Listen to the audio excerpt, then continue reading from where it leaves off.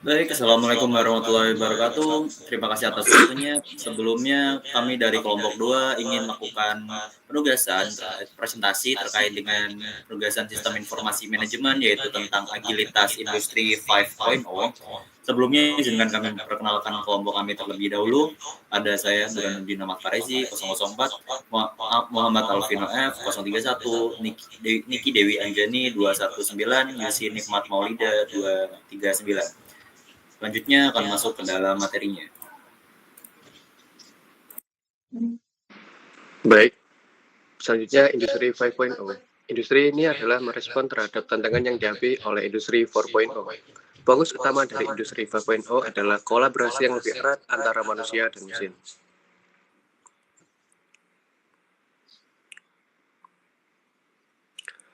Lalu, apa bedanya dengan Industri 4.0? Pada fokus manusia vs otomasi, Industri 4.0 menekankan pada otomatisasi proses produksi dan efisiensi melalui teknologi digital. Industri 5.0 menekankan peran aktif manusia dalam menciptakan sinergi antara manusia dan mesin.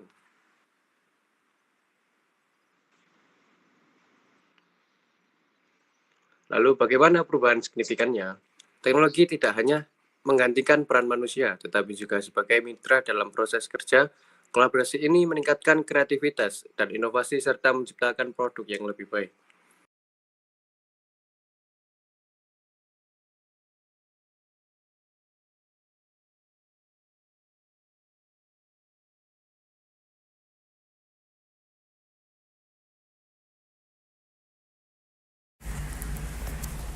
Yang pertama ada konsep agilitas organisasi atau OA. Agilitas ini adalah kemampuan organisasi untuk bertahan dan berkembang dalam lingkungan yang kompetitif dan tidak terduga. Agilitas melibatkan integrasi teknologi, sumber daya manusia, dan manajemen yang terampil.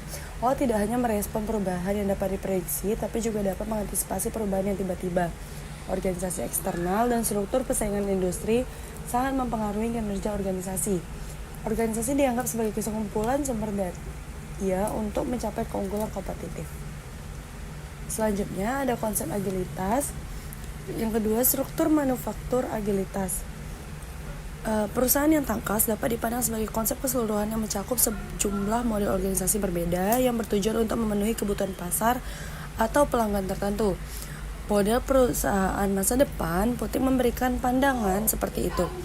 Berdasarkan pada 5 subtipe umum industri manufaktur proyek Eureka nomor EU 1005/1995 yang didefinisikan sebagai perusahaan yang berfokus pada fleksibilitas,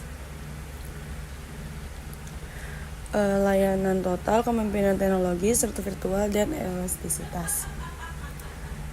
Selanjutnya, konsep agilitas yang ketiga mengukur dampak agilitas terhadap kinerja bisnis. Data terbaru ini menunjukkan bahwa 64% perusahaan melaporkan peningkatan pengiriman perangkat lunak dengan adopsi yang tangkas. Hal ini tidak hanya mengurangi waktu pemasaran, tapi juga menciptakan nilai yang lebih tinggi dari pengguna dan perusahaan secara keseluruhan. Selanjutnya, implementasi agilitas pada industri 5.0. Yang pertama ada AI. AI ini berperan penting dalam meningkatkan efisiensi dan produktivitas di industri 5.0 melalui berbagai aplikasi. Salah satunya adalah predictive maintenance, yang mencegah downtime dan memprediksi potensi kerusakan mesin. AI juga mendukung pengambilan keputusan yang lebih baik dengan menganalisis data real time, membantu manajer dan operator membuat keputusan strategis lebih cepat dan tepat untuk meningkatkan daya saing perusahaan. Yang kedua ada Internet of Things atau IoT. Ini krusial dalam transformasi industri modern. IoT memungkinkan pengumpulan data real time dari sensor untuk memberikan informasi akurat tentang kinerja produksi. Ini tidak hanya meningkatkan efisiensi operasional, tapi juga memberikan keunggulan kompetitif di pasar yang semakin kompleks. Yang ketiga ada robotika. Robotika meningkatkan efisiensi dan produktivitas di industri dengan mengotomatiskan tugas berulang seperti perakitan dan pengepakan. Dengan mengalihkan tugas ke robot, perusahaan dapat mengurangi human error dan mempercepat produksi, sekaligus membebaskan tenaga kerja untuk fokus pada aktivitas strategisnya. Yang keempat ada machine learning. Machine learning ini meningkatkan visibilitas rantai pasok mendeteksi potensi bahaya di tempat kerja, serta menghasilkan peramal yang lebih akurat dengan menggabungkan berbagai variabel data. Yang kelima ada blockchain. Blockchain ini punya manfaat dalam sistem informasi manajemen, antara lain keamanan datanya tinggi. Jadi data yang terhubung dalam blok membuat akses dan memanipulasi oleh pihak tidak berwenang hampir mustahil. Yang kedua ada transparansi dan akuntabilitas. Tiap transaksi dicatat di buku besar terbuka yang dapat diakses oleh pihak terkait. Yang ketiga, pemrosesan transaksi ini cepat, mengurangi biaya dan waktu transaksi tanpa perlu pihak ketiga. Blockchain ini telah diimplementasikan dalam berbagai sektor, termasuk manajemen informasi rumah sakit dan catatan kesehatan elektronik atau EHR, dengan menyimpan dan data pasien dan menyediakan akses aman bagi pihak kesehatan. Next.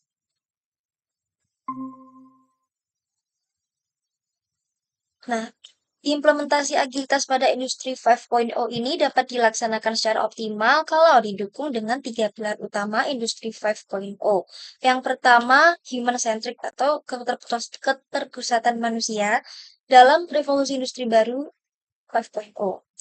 Ini menekankan pentingnya memahami dan menghargai manusia sebagai pusat dari proses manufaktur dan pengambilan keputusan, bukan hanya sebagai bagian dari mesin yang dapat dioperasikan secara otomatis. Yang kedua, resilience atau ketangguhan. Ini kemampuan untuk mempertahankan sikap optimis di tengah kesulitan, penting bagi bisnis yang ingin meningkatkan peluang keberhasilan mereka dalam lingkungan bisnis yang tidak stabil saat ini. Yang ketiga ada sustainable atau keberlanjutan. Perusahaan yang mendukung training untuk staf mereka mungkin lebih memiliki tingkat keterlibatan, output, dan profitabilitas yang lebih tinggi. Karena komunitas yang lebih kuat dan peningkatan peluang bagi semua orang menguntungkan bagi perusahaan maupun masyarakat. Baik, untuk yang selanjutnya ada dampak agilitas terhadap inovasi dan kelanjutan bisnis. Yang pertama, dampak positif. Untuk dampak positif sendiri, yang pertama ada adaptasi cepat terhadap perubahan. Agilitas bisnis memungkinkan perusahaan untuk dapat menyesuaikan diri dengan perubahan pasar, teknologi, dan regulasi yang penting untuk keberlanjutan jangka panjang. Yang kedua, adanya peningkatan inovasi. Dengan mendorong pola pikir yang fleksibel dan kolaboratif, perusahaan menjadi lebih inovatif dalam menciptakan produk baru dan layanan baru yang sesuai dengan kebutuhan dari pelanggan. Yang ketiga, ada keputusan cepat dan tepat. Struktur organisasi yang agile memungkinkan pengambilan keputusan yang lebih cepat dan berbasis data, yang meningkatkan responsivitas terhadap peluang dan tantangan. Selanjutnya ada keterlibatan karyawan. Agilitas seringkali disertai dengan budaya kerja yang lebih kolaboratif dan transparan, yang meningkatkan kepuasan serta motivasi karyawan.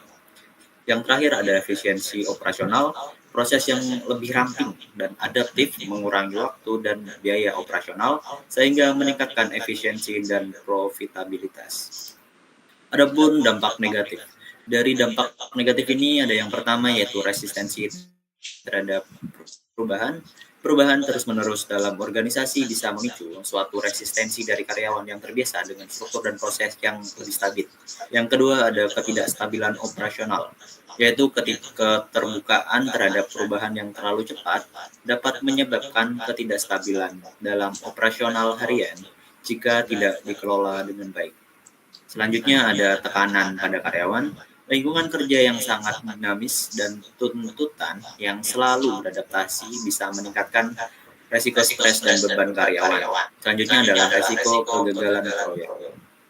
Inovasi dan eksperimen yang tidak terencana dengan baik dapat mengakibatkan kegagalan proyek dan kerugian finansial. Selanjutnya adalah biaya implementasi. Biaya implementasi sendiri mengubah struktur organisasi dan proses kerja menjadi lebih agile, bisa memerlukan investasi yang signifikan dalam pelatihan, teknologi, dan perubahan budaya kerja. Mungkin sekian untuk presentasi yang dapat kami sampaikan. Terima kasih atas waktu untuk mendengarkan presentasi ini. Saya mewakili kelompok ini mengucapkan terima kasih.